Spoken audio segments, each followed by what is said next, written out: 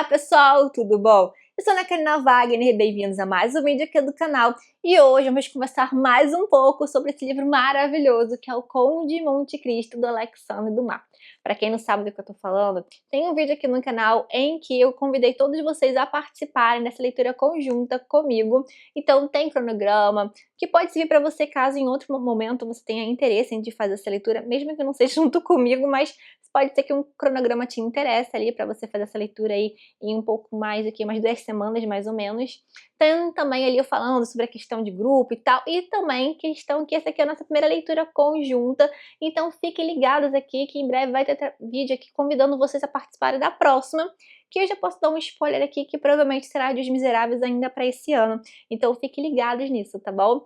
Eu resolvi então fazer, além de a cada 2 partes, esse livro é dividido em 6 partes, então a cada 2 partes eu trago um vídeo aqui no canal, mas eu também faço uma live lá no grupo, então através do Google Meet, em que cada um pode falar o que tá achando da leitura, e dessa forma a gente, assim, ninguém larga a mão de ninguém pra gente chegar juntos até o final e cada um respeitando o seu ritmo. Eu já trouxe o vídeo aqui com o diário de leitura das partes 1 e 2, e hoje vamos conversar então sobre as partes 3 e 4, mas lembrando que contém spoilers aqui no vídeo, tá? Então é uma conversa aqui pra quem em outra época aí quiser assistir, saber mais, né, repassar um pouco dessa obra que tem tantos detalhes, muito rica mesmo, assim, são reviravoltas intensas. O Dumas, ele sabia escrever como ninguém mesmo, ele prende o leitor e cada reviravolta, cada trama, cada subtrama que a gente parece que não tem tanta relevância assim, mas tá tudo muito bem amarrado. Os elos narrativos criados pelo Dumas é impressionante, você acha que ele tá colocando uma história ali, engana se você acha que é só pra, assim, enrolar assim, sabe? Lembrando, claro, que ele ganhava por linha, então é claro que obras extensas assim enchia mais o bolso dele, né? E também uma obra é publicada por meio de folhetim. Então eu fico sempre imaginando, a gente até conversa isso no grupo, eu até tô fazendo esse vídeo, acabou de ocorrer a live, tava conversando justamente com isso, imagina a aflição das pessoas, porque ele acaba com uns ganchos tão impressionantes, e principalmente nessas partes 3 e 4, gente, que partes maravilhosas. Se vocês acham que a leitura tá um pouco morna, pra quem tá aí, sabe, acabou de sair da parte 2, chegou na parte 3, tá achando assim, meio morna, espera chegar na parte 4 pra você ver. Gente, é cada reviravolta, assim, impressionante. Quando eu fico com reviravolta, é porque às vezes a gente falta o nome certo pra dar, né? Porque a gente pensa assim, reviravolta, aqueles livros de suspense, que os plots são bem assim, sabe? Previsíveis. Esses aqui não são previsíveis. O do Malik consegue enganar o leitor, tá? O Conde é aquela figura que tudo sabe, tá sempre no lugar certo, na hora certa, e coloca os personagens da mesma forma para justamente fazer com que a vingança deles sobre os traidores façam de que eles usam das próprias características dele, né, pelo próprio passado deles, né, ele resgata situações do passado, coloca no presente deles, tá? Então é todo um jogo, é um teatro social muito grande, é uma manipulação, um tabuleiro de xadrez mesmo, e o Conde ali sempre manipulando essas peças, isso é muito brilhante. Então quando eu falei de reviravoltas, não são reviravoltas aí simples não, tá gente? É porque quando você acha que certo personagem morreu, ou que certo personagem não vai mais aparecer, que certo personagem talvez já tenha tudo resolvido, Dumas vai lá, resgata e fala que não, a história dele não acabou, tem muito mais ainda pra acontecer, e, caro leitor, isso faz muito sentido ainda, tá bom? Então vamos conversar aqui sobre a parte 3. Eu vou tentar fazer uma minutagem aqui direitinha pra parte 3 e 4, seguindo um fluxo aqui. E, inclusive, para a live, eu organizei, eu posso até disponibilizar isso para vocês, não sei se eu deixo dessa versão aqui, vou colocar aqui na tela para quem quiser olhar. Eu disponibilizei, inclusive hoje eu tô me organizando para a live, são tantos personagens que vão aparecendo, né? Então, se você saiu agora da parte 2, tá indo começar a parte 3, tenha cuidado que algumas situações têm pequenos spoilers aqui de relacionamento entre os personagens. Se você tá na parte 4, tranquilo, tá, gente? Porque aqui tem a questão de relacionamento, a gente acha assim, tem o Fernand, tem o Albert, né? Aliás, vamos lá, os principais ali, questão dos que ele quer vingar. O Caderousse, que aparentemente tinha sumido, né, gente? Mas vamos entender se aparentemente já, que tinha já sido, sumido não, já tinha concluído a vingança em relação ao Caderousse, né, praticamente, né? Vamos ver se isso acontece mesmo. Tem o Danglars, né, tem o Fernand, tem o Villefort, e aí cada um tem o seu núcleo, e como que essas ligações vão se estabelecendo. Com isso vai ter aparecendo os serventes, vai aparecendo os amigos, pessoas responsáveis ali, as subtramas, enfim, acaba que por enquanto nós estamos com isso aqui de personagens. Isso são os personagens que ainda fazem parte da trama, tá? Porque alguns aqui que ficaram em off, meio que esquecidos, eu não coloquei aqui nesse como se diz, nesse mapa aqui de personagens, tá? Mas enfim, isso tem ajudado bastante, então se eu estiver olhando aqui, porque eu tô tentando relembrar os acontecimentos de forma que fica uma ordem cronológica aí pra vocês que estão me assistindo. Acredito que dessa forma fique bom pra vocês aqui nos comentários participarem, né, trocar essas informações pra relembrar situações, passagens, e também até alguma coisa que ficou na dúvida ali, dar aquele insight, porque em certas ocasiões aqui eu tive que repassar, tá, gente? Porque teve algumas partes ali, porque tem tanta trama amarrada ali, tudo muito bem, sabe, muito bem escrito, que você fala, opa, acho que eu comi mosca aqui, será? Aí você volta ali e conclui, ah, tá, entendi. Então, pois bem, então eu fiz um mapinha aqui também, só pra me organizar aqui, tá? Enfim, gente. A parte 3, então, vai começar com o Conde, né, indo então naquele encontro com o Albert que ele combinou no finalzinho ali do capítulo, do último capítulo da parte 2, é que ele combinou isso com o Albert. E aí ele vai nesse encontro, né, nesse café da manhã, em que vai ter outros amigos também convidados pelo Albert, e dessa forma o Conde ele vai aparecer, né, ele vai se apresentar daquela forma toda rica, toda pomposa, super sabendo usar as palavras a seu favor. O Conde ele sabe muito bem manipular as pessoas pela forma como ele fala, ele se impressiona, hipnotiza as pessoas. E vem aqui, ó, o Conde surgiu na soleira, vestido com muita simplicidade, mas o leão, mais exigente, não encontraria nada que censurar no seu vestir. Tudo era de um bom gosto requintado, tudo era obra das mãos dos mais elegantes fornecedores, casaco, chapéu, roupa branca. Tudo é pensado para justamente causar um impacto, impressionar mesmo, ele quer isso, ele quer todo mundo olhando para ele quer isso mesmo, para que as pessoas possam pegar essa confiança nele. Então ele acaba, nesses encontros, ele observa todas as pessoas ali, seus possíveis aliados de alguma forma, pessoas que podem ser utilizadas, e também, claro, as pessoas com quem ele quer se vingar. Então ele vai, todo mundo que ele conhece ali naquele jogo, ele observa, mas é claro, sem se revelar a sua identidade. Então, a coisa mais incrível é que começa logo uma cena assim que a gente acha logo bonita, logo de cara. Então, é um livro que realmente tá cheio de passagens belíssimas, tá, gente? Logo aqui nessa página aqui, já fala que quando ele escuta o nome Morrel, né, porque ali nesse grupo desse encontro com Albert tá o Maximilien Morrel, que é um dos filhos do senhor Morrel. E só de escutar que tem uma pessoa naquela mesa ali com esse nome, ele já tem uma sensação, sabe, boa. Só de ver aquele nome já traz muita bondade ali, aquilo ali emana muito conforto.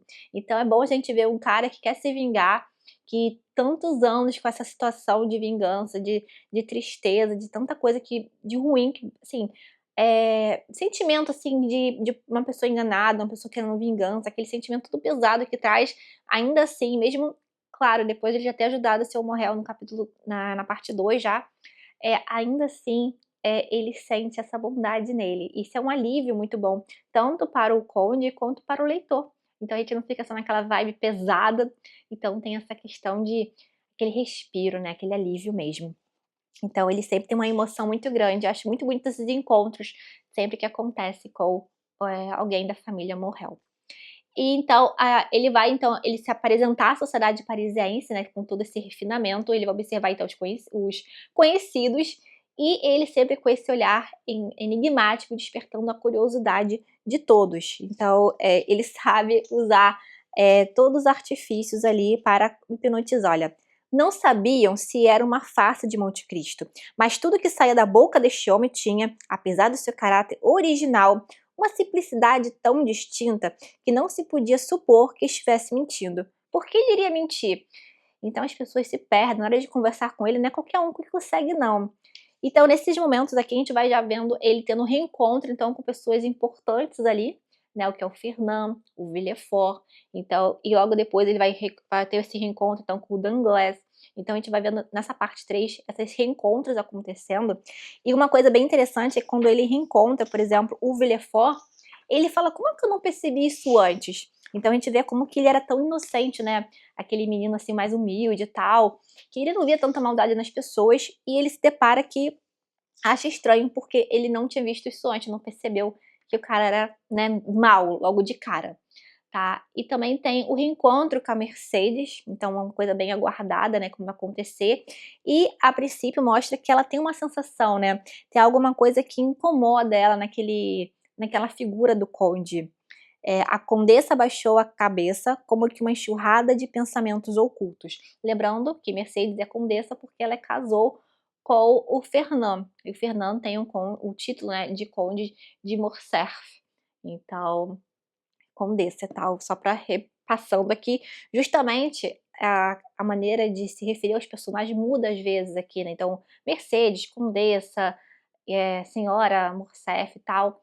E alguém do grupo até comentou que parece o Ana Karenina francês aí da vida. Justamente que a Ana Karenina tem isso, né? É um livro que eu já li, que eu amo de paixão, maravilhoso. Fica a dica para vocês. Tem várias vezes eu indicando aqui no canal. E acontece isso, essa questão dos personagens, tem várias formas por causa da forma que se referencia a nomes russos. E você tem que fazer uma lista de personagens assim para não se perder, porque o núcleo é muito grande. Mas é muito bom, tá, gente? Não se assuste. Eu falo assim, o núcleo é grande, mas não é uma coisa que te atrapalha na leitura. É uma coisa que te deixa, tipo, até instigado ali para entender mais. E você também pode fazer aquela leitura meio que para não se apegar tanto a decorar esses nomes. Eu tô falando com vocês porque é uma coisa que a gente vai conversar, para fazer vídeo, para fazer live e tal, que ajuda bastante também para fixar a história e tal, e repassar aqui é maravilhoso, tá? E também uma parte muito interessante, um personagem aqui que vai ser um dos serventes dele, né, que o conde, ele tem alguns serventes, né, que vêm, né, escravos, serventes, enfim, que é o Batistin, né, que é o valete do conde, o Ali, que é um escravo, tal, escravo mudo e tal, tem a Aide, né, que até ela fala que quando ele fala pra ela, pede pra ela, no caso, tem alguma coisa, um mistério ali, mas quem já leu aí a parte 4 vai saber, que pede pra não falar nada em relação ao pai dela. Eles têm uma relação que parece de amantes, de alguma forma, mas tem muito carinho ali de pai e filho, então eu não sei muito bem como o Dumas vai conduzir essa história entre esses dois personagens, mas tem hora que realmente que parece que ele quer que a sociedade veja que ele tem escravos e tal, e também tem a questão de amante, uma escrava como amante, mas na verdade não. Ele a salvou de uma situação e deixa ela livre, mas ela, por admiração, por gostar muito dele, enxergar nele como uma figura de pai, acaba ficando por opção própria. Então é uma escrava dele, mas não é bem isso, tá? Ele meio que vende essa imagem, é o que eu acredito também, e conversando na live também aconteceu isso, de ter essa percepção. Então, são personagens que a ideia vai ser muito importante aí, como a gente vai ver no final da parte 4, uma personagem muito importante aí para a vingança do conde. Ela vai o passado dela, né, essa questão de busca por justiça dela também, em questão do conde aí que é aparecido nesse sentido, vai ser importante para desdobrar da história. Então nessa parte 3, uma peça aí que vai, tipo, um acontecimento que vai chocar muito, pelo que o desdobramento que vai causar, é o Bertuccio, né, que é um Giovanni Bertuccio, que trabalha então para o conde, seu fiel ali, né, servo e tal. Então ele é um mordomo do conde, ele é um antigo contrabandista, tá, e o conde meio que tira ele daquela situação na hora que ele tá formando é, a, e- a equipe não, os aliados dele, né? Então ele salva ele daquela situação e ele acaba sendo, olha, eu vou te seguir para todos os lugares. Então esse cara, ele tem uma situação que ele vai ter um passado que quando o conde vai alugar uma casa lá, e ele, ao entrar nessa casa, ele tem um choque e aí o conde pede para ele contar. O conde tem muita dessa questão de pedir a outra pessoa para contar alguma história que na verdade ele já conhece.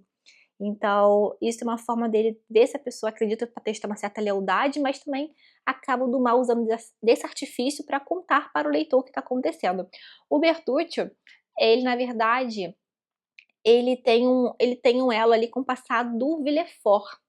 Aí a gente vai descobrir então que o Villefort, ele já teve um caso aí então com a senhora Danglars. E esse caso aí, pelo que eu entendi, foi durante o primeiro casamento dela, que ela já é casada, né, ela teve um segundo casamento agora, que é com o Danglars, né.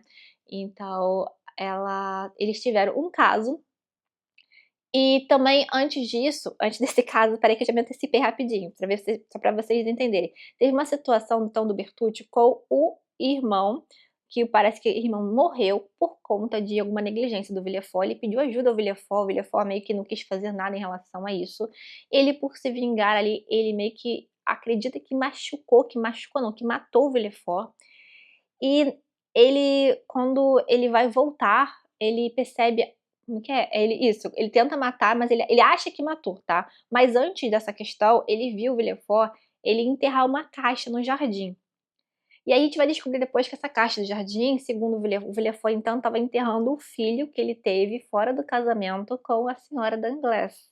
Isso mesmo, gente, calma, respira, que é bastante detalhe. Esse filho bastardo, né, com a senhora Danglars, que é a Hermine, né, então ele teve esse filho, só que ele volta, só que aí que tá, o Villefort ele voltou pra ver essa criança, só que a criança não estava mais lá.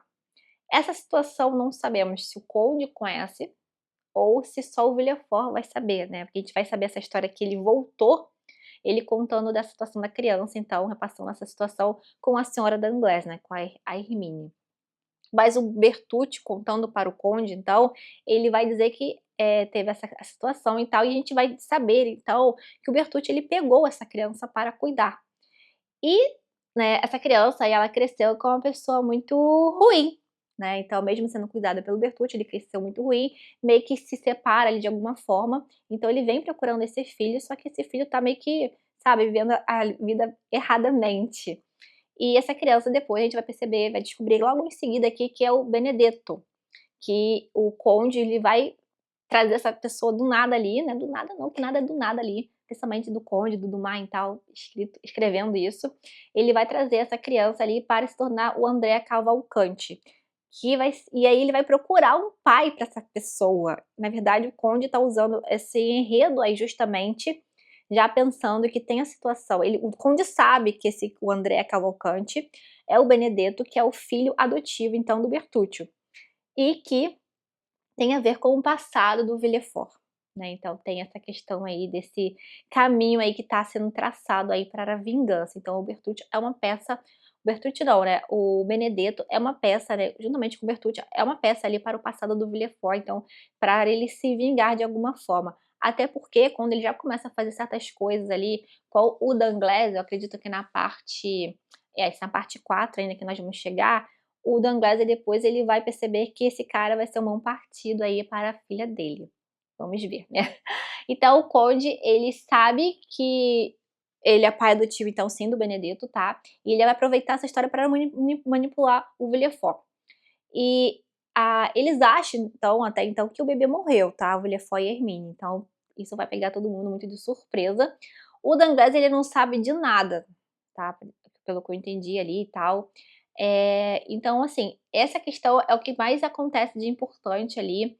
A família Morrel também sempre, como eu disse pra vocês, vai aparecer em outro momento sempre muito agradecida pelas coisas que aconteceram, e é muito bonito de a gente ver esse volta e meia, ele volta a falar sobre isso, Maximilian, e também a questão tem a questão dos núcleos amorosos de alguma forma, né. Então a Valentine, que é a filha do Villefort, ela tá prometida para o Franz, aquele amigo do Albert, né, que apareceu, no carnaval lá de Roma. E ela tá prometida pra ele, quando ele voltar desse retiro aí, que ele tem um ano fora, né, quando ele voltar, eles vão se casar. Ao mesmo tempo também, o Albert tá meio que prometido de alguma forma aí para a filha do senhor, Danglars, né, que é a Eugenie. Só que nenhum desses aí tá satisfeito. Na verdade, a Valentine Villefort, ela não quer se casar com o Franz, porque ela é apaixonada, então, pelo Maximilien Morrel. Então, tá entendendo, né, gente? Então tem a situação lá do Maximilien Morrel e a Valentine, eles estarem totalmente apaixonados, só que como é que vai se dar com a situação? Ela não quer ficar mal com o pai dela, ela tem o avô dela, o senhor Noirtier, que tem uma relação muito bonita com a neta, ele, tá totalmente paralisado e tal, ele se comunica com os olhos, a piscar e tal, ela é a única que ela e o cara, o servente dele e tal, que entendem o que ele quer, que ele quer, né, e ela tem toda a paciência do mundo com ele, e ele gosta muito dela, e ele percebe a questão do casamento é alguma coisa que tá afligindo ela, e ele dá um jeito, primeiramente ele mexe com o testamento dele, e no fim das contas ele arma de uma forma que ele vai revelar inclusive que ele que matou o pai do Franz. Então é claro, com isso vai acabar o casamento e não vai ter nada disso acontecendo, né. Mas, então assim, tem tudo isso muito bem articulado, muito bem trabalhado. E agora assim, na parte 4 eu tentei deixar bem dividinho assim, né, mas meio que acaba que, né, acaba que acontece que eu acabo falando alguma coisa na parte 3 da 4, mas a ideia é só para dar uma orientação cronológica mesmo dos fatos, tá. Então tem a questão do testamento, que é mais precisamente então dessa parte 4 que eu estava falando para vocês. Tem também a questão da manipulação do telégrafo, tá, que é com isso vai repercutir então que o Danglars vai perder muito dinheiro e a partir daí ele vai ver com mais bons olhos o Andrea Cavalcanti, né, e ele vai então querer casar a filha dele, Eugenie, não mais com Albert, vai sim querer casar com Andrea Cavalcanti, que na verdade, lembrando, é o Benedetto, que é o filho adotivo, né, tô repassando isso, que é o filho adotivo então do Bertuccio, mas que na verdade é filho, do Villefort, né.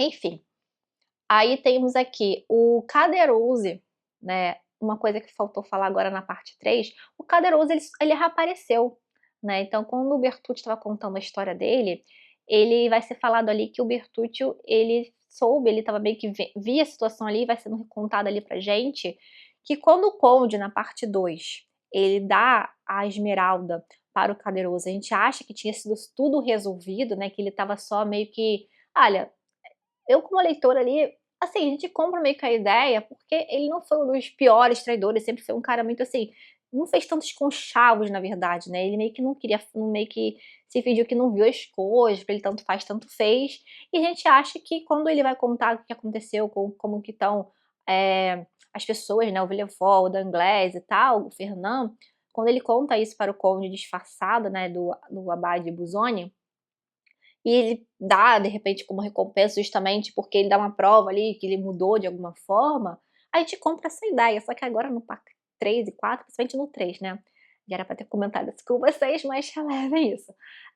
Ele fala que o cara, ele meio que o Code ele faz muito isso, as pessoas se enforcam pelas próprias histórias, né, então o Code ele só coloca as coisas ali no lugar certo na hora certa, então ele ao dar essa esmeralda, ele tinha chance de se redimir, de levar a vida, pronto, bem, e acabou, só que ele quer se dar ainda melhor, então se ele se envolve armando um golpe ali com o joalheiro que vai avaliar a esmeralda, mata a esposa dele, então Caderousse não é aquele cara, ele não se mudou nada, ele continua um cara super ambicioso, querendo dar golpes, querendo passar a perna nas pessoas, então ele acaba se enforcando, assim, por conta das histórias dele mesmo. E vai aparecer então agora na parte 4 de novo, então quando a gente acha de novo que o cara meio que sumiu da história, na parte 4, ele vai encontrar ali numa situação que ele vai reconhecer o Andrea Cavalcanti, alguma coisa do passado, então de alguma forma ele tem alguma ligação com o Benedetto, provavelmente por causa de crimes cometidos, algumas ligações dessa forma. E com isso ele vai pedir ajuda a ele, então eu acredito que ele vai volta e meia, vai esporadicamente aparecer, ele quer um emprego no lugar que ele tá trabalhando, já que tipo, você tá bem de vida.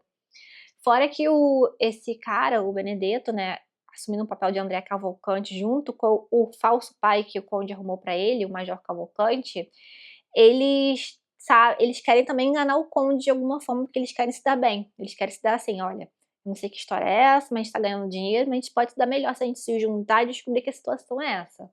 Então tudo assim, tem muitas coisas muito interligadas, muito bem amarradinhas, como eu disse pra vocês. E outra coisa interessante é que quando essa situação dessa caixa que foi enterrada no jardim é falada e tal, e o conde tá criando uma situação para isso ficar evidente, e ele mostra que a caixa está lá ainda, o Villefort fala: "Epa, mas não é bem assim, tem alguma coisa errada com o conde, porque essa caixa eu tirei". O Villefort ele volta, né, ao enterrar a criança que o filho bastardo, ele depois voltou, só que a criança não estava mais lá. Então, a caixa não era para estar lá, entendeu? Aí o conde, quando ele faz isso, ele fala: "Opa, esse conde é uma pessoa meio que tem que investigar. E ele investiga, ele quer saber o que que tem, ele já tá cismado com o conde. E com isso ele vai usar então o conde vai usar na verdade dos disfarces dele, tanto do abade Busoni quanto do Lorde, William não, Wilmore, desculpa, do Lord Wilmore. Então, um vai falar que conhece o outro, é muito interessante isso. O Cole disfarçado do abade Busoni falando do Lord Wilmore, e o Lord Wilmore falando que não gosta muito da figura do abade e tal. É muito interessante, do abade não, desculpa, do conde. E é bem interessante essa parte ali, desenrolar dessa história, e fala a questão de duelo, a caracterização seria bem diferente, que tem marca, que tem até a questão de um duelo, tem uma cicatriz, então é muito bem feito. Então, tem personagens aqui como, por exemplo, o Bertuccio, ele encontrou com Abade Busoni e tem contato com o conde, não são coisas que aconteceram em épocas tão distantes assim, mas ele não sabe que é a mesma pessoa, então ele não consegue reconhecer, então, o conde de Monte Cristo ser o Abade Busoni. Então imagina, se pessoas que estão próximas não reconhecem, por isso que pessoas que conheceram e encontraram com o conde há 30 anos, como Edmond Dantes, não vai saber que é o conde.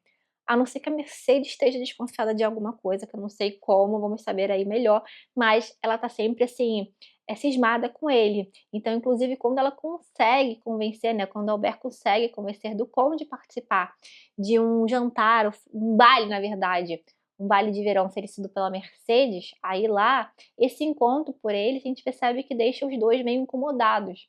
Né? O conde ele evita encontrar com a Mercedes, porque tem algo ali que realmente incomoda mais do que o normal. Ele nutre ainda uma paixão por ela, acredito eu. E tem algo ali que incomoda, e eles acabam falando uma questão. Ela dá o braço para ele, puxa ele para conversa. Ela percebe também que ele não come a comida ali dos banquetes e tal. Tem umas coisas que vão chamando a atenção das atitudes dele, que ao mesmo tempo que ele se aproxima, ele se distancia, ele fala, que não é amigo dela e tal. Tem algumas partes, assim, que a gente percebe ele até com medo de se aproximar muito dela, talvez porque ele não vai conseguir sustentar muito na frente dela toda essa farsa. Tem algo ali que ele não consegue. Então, tem isso também. E tem o retorno então do Franz, que é marcado então por isso, que aí sim tem a questão do Noirtier falando, também que, como eu disse pra vocês, que ele que matou o pai do Franz. É dessa forma que ele consegue ajudar a neta. Vocês vão falar: "Mas como que ele falou?". Isso mesmo, a neta consegue entender o que ele se expressa por meio das piscadas e tal, de um dicionário, vai falar as palavras ali, e a neta já há tanto tempo, só o olhar do avô, aquilo ali ajuda muito ela, e dessa forma sabendo que matou o pai, o Franz não vai querer mais casar, e com isso ela tá meio que salva desse casamento, até porque estava acontecendo situações ali que o avô materno dela morreu. Logo depois, a avó já fala que tem que apressar esse casamento, quando vai sair do enterro do avô, porque tem que casar logo com o Franz, porque senão ela tá achando que vai morrer, sei lá do que, enfim. Só que não dá tempo porque a avó também morre, e tem questão de envenenamento ligado, inclusive tem um capítulo totalmente voltado para a questão de toxicologia, dessa parte de envenenamento, enfim, que acredito que vai ter muitos envenenamentos ocorrendo aí na próxima parte, na parte 5 e 6. E por fim, então, o último capítulo aí da parte 4 vai terminar falando da ID. Então, a personagem que estava ali a princípio só de escanteio ali, uma personagem bem secundária, ela ressurge ali como uma peça fundamental para ser utilizada, né? Ela tem um passado ali em que mostra o que aconteceu com ela, com o pai dela, o Ali Pasha, né, ele é uma pessoa importante ali, de Janina, né, acho que é na Grécia, se não me engano. Acho que é isso, gente, é muita informação, mas acho que é isso. E que coisas que aconteceram ligadas ao Fernand. Então, ela vai ser uma peça fundamental na vingança do conde com o Fernand, porque ela também quer se vingar, né. Então a questão do Bertuccio, juntamente com o Benedetto, ali aquela questão da família Cavalcanti, criada daquela forma ali, como uma peça, porque o Danglars, porque perdeu o dinheiro com a situação do telégrafo, ele já não quer casar o Albert mais com a filha do não quer casar o Albert com a sua filha, ele vai querer casar com a sua filha, ele quer casar sua filha com o Cavalcanti, né, o André Cavalcanti, por questão de dinheiro. Então, por causa justamente dessa perca de dinheiro que teve do caso do telégrafo. Então, Enfim, gente, é esse enredo. Pode ter parecido confuso, mas, assim, você tendo o mapa, assim, direitinho, você tendo lido essa história aqui bem amarrada, por isso que ela te prende muito, por isso que você quer ler, quer devorar essas páginas, porque realmente, ela te conquista e você quer saber: "Nossa, como que vai ser? O que que a Aidê vai fazer? O que que o Conde vai fazer com a Aidê? E como que vai ser a questão da Mercedes?". Acho que são essas perguntas que vão surgindo, né, gente. Então, coisas que eu quero pensar aqui. Não, o Caderouso, como que vai se comportar? Ele vai conseguir trabalhar perto do Conde? Como que o Conde vai se comportar em relação a isso? A Mercedes, ela descobriu que ele é o Conde, é o Dantes? Como é que vai ser? Eu quero muito também ver o Conde se revelando para a família Morrel, né? Eles são muito gratos, inclusive a bolsa ali, de veludo vermelho, acho que é isso, que ajudou eles e tal, tá lá num lugar de destaque, eles têm muito carinho, é um carinho recíproco, na verdade. Então tem essa questão também. A questão do romance também do Maximilian com a Valentine, então era que ficou meio assim, uma coisa meio chatinha, mas depois teve acontecimentos interessantes. Também como vai ser se desenrolar, pra saber se o Conde, que parece aparentemente tudo ele sabe de tudo, é como se fosse o Deus, né, como ele é a providência, ele que vai fazer a justiça do homem não foi suficiente, né, não foi suficiente não, ela não foi feita, a justiça de Deus vai ser feita. E ele é o representante ali, ele é a providência. E ele também é a figura que tudo sabe. Então, é exatamente isso que vai, assim, ele sabe de tudo, mas será se ele sabe que o Maximilian tem esses encontros com a Valentine? Porque o Maximilian queria contar para o Conde, ele já enxergou no Conde um cara com quem ele pode confiar, ele não sabe explicar, ele inclusive fala isso pra Valentine, ele não sabe explicar, é um sentimento que ele tem genuíno aí por o Conde, como se ele conhecesse há anos. E é bem forte isso, eu acho muito bonito, é bem tocante e justamente como eu falei pra vocês, é um alívio muito grande você ter esses momentos durante a narrativa, para o leitor, e o Conde mesmo ele fala que visitar a família Monreal é um alívio para ele, porque ele se sente enojado quando tem que lidar com personagens como Villefort, como Danglars, principalmente esses 2 personagens. O Fernand ele não foi tão citado nessas partes agora, então eu acredito que a 5ª parte aí vai ser bem focada no Fernand, justamente porque acabou com, falando da Aidê, e a Aidê vai ser uma peça justamente para vingança em relação ao Fernand.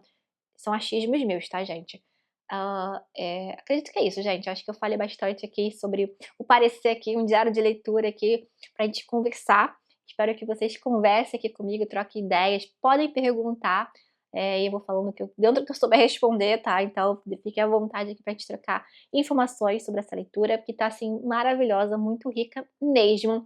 E a ideia então, nas nossas próximas leituras, né, no projeto aí da próxima leitura pelo menos, é fazer dessa forma, com mais encontros também. Deixe sugestões de como que vocês gostariam que fossem, os materiais e tal, enfim, tô com umas ideias bacanas pra gente, tanto em questão de leituras, assim, abertas a todos, como leituras também, na aba aqui de membro do canal.